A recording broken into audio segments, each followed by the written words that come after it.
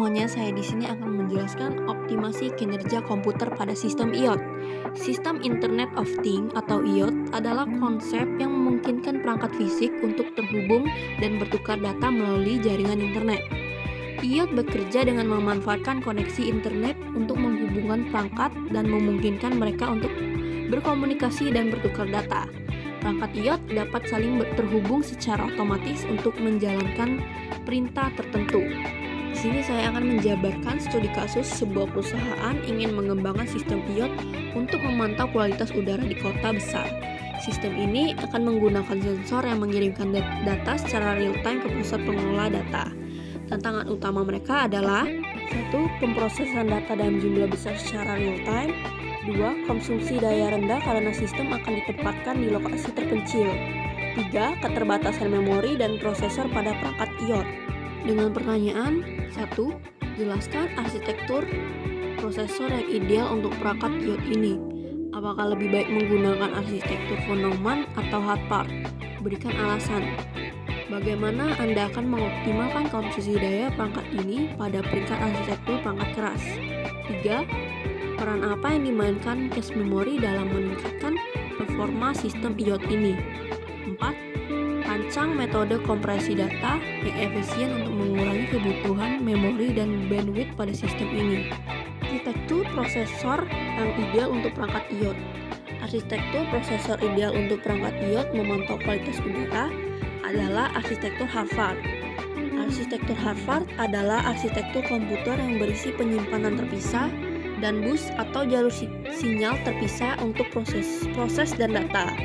Arsitektur ini pada dasarnya dikembangkan untuk mengatasi hambatan arsitektur von Neumann.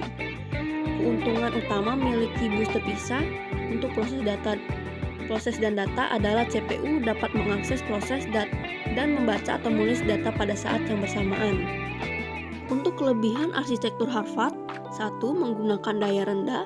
Arsitektur Harvard memisahkan bus data dan instruksi sehingga mengurangi konsumsi daya. 2. Kinerja tinggi. Dengan memisahkan bus, prosesor dapat menjalankan instruksi dan mengakses data secara paralel. 3. Kemampuan multitasking arsitektur Harvard mendukung eksekusi instruksi secara simultan. 4. Keamanan data. Pemisahan bus mengurangi risiko kebocoran data dibandingkan dengan arsitektur von Neumann. Dengan arsitektur von Neumann, arsitektur prosesor von Neumann adalah desain komputer yang menyimpan program dalam memori sebagai instruksi dan mengeksekusinya secara berurutan. Arsitektur ini diciptakan oleh matematikawan dan fisikawan John von Neumann pada tahun 1940-an. Arsitektur ini terdiri dari unit pemrosesan, unit kontrol, dan memori untuk menyimpan data dan instruksi. Dengan perbandingan, arsitektur von Neumann memiliki bus tunggal untuk data dan instruksi, sehingga menghambat kinerja. Arsitektur von Neumann lebih cocok untuk komputasi umum, bukan IoT. Arsitektur Harvard lebih sesuai dengan perangkat IoT yang membutuhkan kinerja tinggi dan konsumsi daya rendah. Mengoptimalkan konsumsi daya pada tingkat arsitektur perangkat keras.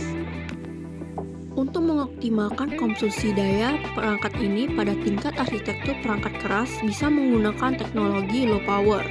Memilih prosesor dengan low power seperti sleep mode dynamic voltage scaling dan frekuensi scale. Cara ini bisa digunakan bersamaan dengan menggunakan baterai yang memiliki kapasitas yang lebih tinggi dan tahan lama untuk memperpanjang waktu penggunaannya, atau juga bisa menggunakan energi alternatif seperti panel surya. Kita juga bisa mengurangi konsumsi daya dengan cara mengurangi frekuensi prosesor, menurunkan frekuensi prosesor saat tidak memproses data, menggunakan mode tidur, mengaktifkan mode tidur pada prosesor dan sensor saat tidak digunakan, mengoptimalkan kode, menulis kode yang efisien untuk mengurangi waktu pemrosesan. Perangkat lunak menggunakan bahan pemrograman yang efisien seperti C atau C++. Kita juga mengurangi jumlah data yang perlu diproses dan dikirim melalui engine komputer. Hanya data penting yang dikirimkan ke pusat agar mengoptimalkan algoritma pemrosesan. Nah, yang ketiga, peran yang dimainkan cache memori untuk meningkatkan performa sistem IoT. Cache memory memainkan peran penting dalam meningkatkan performa sistem IoT dengan cara meningkatkan kecepatan akses data. 1. Mengurangi waktu akses data. Cache menyimpan data yang sering digunakan. 2. Mengurangi latensi. Cache mempercepat pengiriman data ke prosesor. Selanjutnya, mengoptimalkan penggunaan memori. 1. Mengurangi penggunaan memori utama. Cache mengurangi beban memori. 2. Mengoptimalkan penggunaan memori. Cache memiliki data yang sering digunakan. Selanjutnya, menghemat konsumsi daya. 1. Mengurangi akses memori untuk cache mengurangi konsumsi daya. 2. Mengurangi penggunaan prosesor cache untuk mengurangi beban prosesor. Peran lain yang dimainkan cache memory ialah meningkatkan performa sistem. 1. Meningkatkan throughput. Cache meningkatkan jumlah data yang diproses. 2. Mengurangi waktu tunggu. Cache mempercepat pemrosesan data. Dan manfaat lainnya, 1. Mengurangi kebutuhan memori. 2. Meningkatkan keandalan sistem. 3. Mengurangi risiko kegagalan sistem. 4. Meningkatkan efisien energi. 5. Meningkatkan kemampuan multitasking. Dalam sistem IoT, pemantauan kualitas udara cache memory membantu mengatasi tantangan 1. Pemrosesan data besar secara real time. 2. Mengonsumsi daya rendah. 3. Keterbatasan memori dan prosesor. Pertanyaan selanjutnya atau pertanyaan keempat, rancangan metode kompresi. Rancangan yang dapat digunakan adalah dengan menggunakan kompresi lossless berbasis perbedaan data. Cocok untuk data kontinu seperti kualitas udara. Kompresi ini mempertahankan integritas data dengan memanfaatkan pola perubahan kecil antara pembaca sensor. Dengan metode teknik delta encoding untuk penyimpanan hanya perbedaan antara data saat ini dan data sebelumnya. Kombinasikan dengan algoritma kompresi seperti human coding atau Runeless encoding jika data memiliki pola yang berulang. Keuntungan efisien untuk data yang perubahan perlahan, misalnya temperatur, kadar CO2. Kita juga bisa transformasi data ke ruang frekuensi. Data kualitas udara sering memiliki pola periodik dengan metode Discrete Fourier Transform atau DFT atau Wallace Transform untuk mempresentasikan data dalam ruang frekuensi. Hanya simpan komponen frekuensi utama yang berkontribusi signifikan pada signal.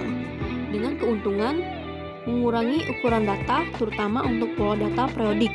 Kita juga bisa mengkompresi Lucy untuk data kurang sensitif jika sistem memungkinkan toleransi sedikit kehilangan data, misalnya pembacaan yang mendekati batas ambang. Dengan metode menggunakan quantization untuk membulatkan nilai sensor ke resolusi yang lebih rendah. Terapkan algoritma seperti gzip dengan pengaturan optimal untuk IoT. Dengan memiliki keuntungan sangat hemat bandwidth dan memori. Rancangan selanjutnya memanfaatkan metode AI untuk prediksi. Jika perangkat memiliki kemampuan komputasi yang minimal, dengan metode jalankan model sederhana seperti Kalman filter untuk memprediksi nilai berikutnya berdasarkan data sebelumnya. Kirim data hanya jika ada deviasi signifikan dari prediksi. Dengan keuntungan mengurangi kebutuhan komunikasi jaringan. Itulah hasil penjabaran optimasi kinerja komputer pada sistem IoT. Saya ucapkan terima kasih. Thank you everyone. Thank you Elmar. Go!